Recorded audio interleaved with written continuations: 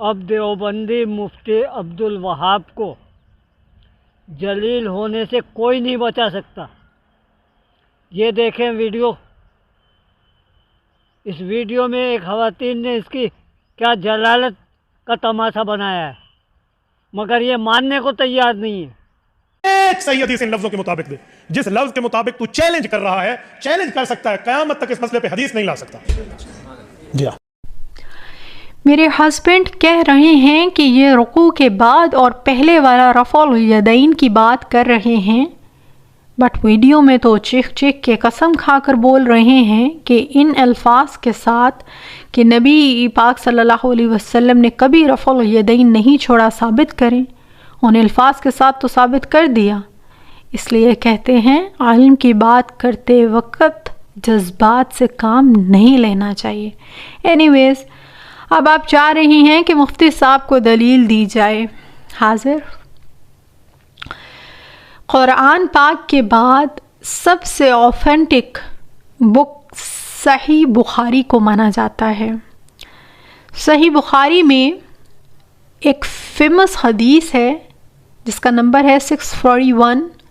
جس میں نبی پاک صلی اللہ علیہ وسلم فرماتے ہیں صلو کما رأیتمونی اصلی، نماز ویسے پڑھو جیسے مجھے پڑھتا دیکھتے ہو۔ اس حدیث کے راوی ہیں مالک بن حویرث، اور وہ اپنا واقعہ خود بیان کرتے ہیں کہ ہم کچھ نوجوان تھے جنہوں نے اسلام قبول کیا، اور ہم 20 دن اور 20 راتوں کے لیے نبی پاک صلی اللہ علیہ وسلم کے پاس مسجد نبوی میں گئے اور وہاں پر راتیں گزاریں، اور ہم نے آپ کو بہت خوش اخلاق اور ملنسار پایا، اور 20 دن ہم نے آپ صلی اللہ علیہ وسلم کے نماز کے طریقے کو ادا جیسے وہ آپ صلی اللہ علیہ وسلم نماز کا طریقہ ادا کرتے تھے اس کو آبزرو کیا اور دین کو سیکھا۔ پھر فرماتے ہیں کہ ہم نوجوان تھے تو ہمیں گھر کی یاد ستانا شروع ہوئی، تو نبی پاک صلی اللہ علیہ وسلم نے اس بات کو آبزرو کیا اور خود ہی فرما دیا کہ آپ لوگ واپس چلے جاؤ اور جا کر گھر والوں کو دین سکھاؤ اور دین کی باتوں پہ عمل کرنے کا حکم دو، اور فرمایا دیکھنا واپس جاؤ تو آذان دینا، اور تم میں سے جو عمر میں بڑا ہو وہ امامت کروائے۔ یہ پوری حدیث ہے مالک بن حویرث کی۔ اس حدیث کی شرح آپ فتح الباری میں دیکھ لیں، اس میں لکھا ہے کہ یہ غزوہ تبوک کے قریب کا واقعہ ہے۔ غزوہ تبوک ہوا ہے رجب 9 ہجری میں، اور اس کے آلموسٹ 1.5 ایئر کے بعد نبی پاک صلی اللہ علیہ وسلم کی وفات ہو گئی تھی، یعنی یہ بالکل لاسٹ میں مسلمان ہوئے۔ یہ آپ کو اسماء الرجال کی بکس میں ملے گا، آپ اوپن کریں اور دیکھیں۔ یہ بدری صحابی ہیں یا صلح حدیبیہ کے صحابی ہیں۔ اسماء الرجال کی بکس تو موجود ہیں نا۔ رفع الیدین کی جتنی احادیث ہیں وہ آلموسٹ ان صحابہ نے بیان کی ہیں، موسٹلی ان صحابہ نے بیان کی ہیں جو فتح مکہ کے بعد بھی مسلم ہوئے تھے۔ نبی پاک صلی اللہ علیہ وسلم کی وفات کے 2 سال 3 سال 1.5 سال پہلے وہ صحابہ رفع الیدین کی احادیث بیان کر رہے ہیں، مینس نبی پاک صلی اللہ علیہ وسلم وفات تک رفع الیدین کرتے تھے۔ فتح مکہ کے موقع پہ وائل بن حجر مسلمان ہوئے تھے۔ سنن نسائی اور ابی داؤد میں حدیث ہے کہ وہ کہتے ہیں کہ میں نبی پاک صلی اللہ علیہ وسلم کو رکوع میں جاتے اور رکوع سے سر اٹھاتے وقت رفع الیدین کرتے دیکھا ہے۔ پھر میں 1 سال سردیوں میں دوبارہ آیا، یعنی 9 ہجری کے اندر، تو نبی پاک صلی اللہ علیہ وسلم اور آپ کے اصحاب چادروں کے اندر سے بھی رفع الیدین کرتے تھے۔ اور ابی داؤد میں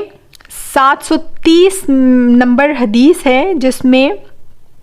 ابو حمید سعدی کی 10 صحابہ والی جو حدیث ہے، جس میں وہ کہتے ہیں کہ میں تم سب سے زیادہ نبی صلی اللہ علیہ وسلم کی نماز جانتا ہوں، تو وہ 10 صحابہ کہتے ہیں آپ نے تو بہت کم صحبت نبی علیہ السلام کی اختیار کی ہے، آپ کس طرح دعویٰ کر سکتے ہیں کہ آپ نبی پاک صلی اللہ علیہ وسلم کی نماز سب سے زیادہ جانتے ہیں؟ یعنی بالکل لاسٹ میں وہ مسلم ہوئے، لاسٹ میں مسلم ہو کہ انہوں نے وہ نماز بیان کی ہے جو رفع الیدین کے ساتھ ہے،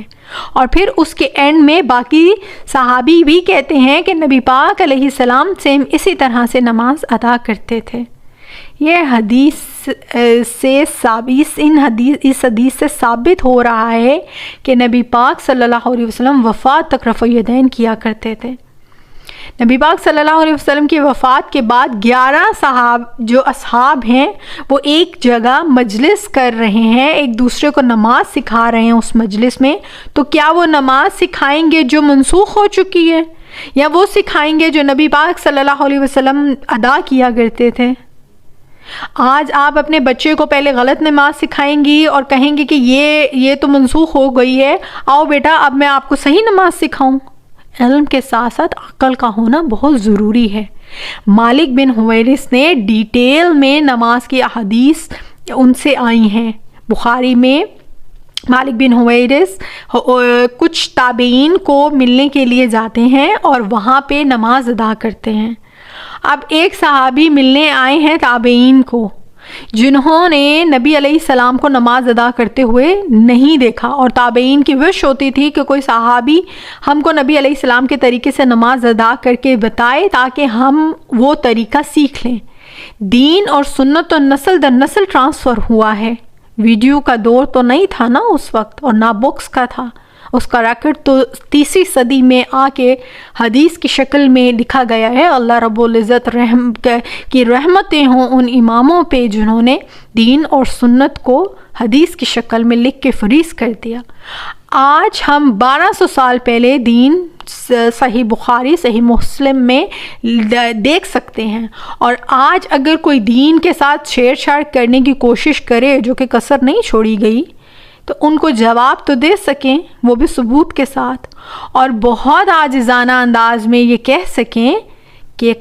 کہانیات اور دینیات میں بہت فرق ہے۔ اب بات ہو رہی تھی حدیث کی کہ جب باقی تابعین نے پوچھا کہ مالک بن حویرث نے کیسے نماز پڑھائی،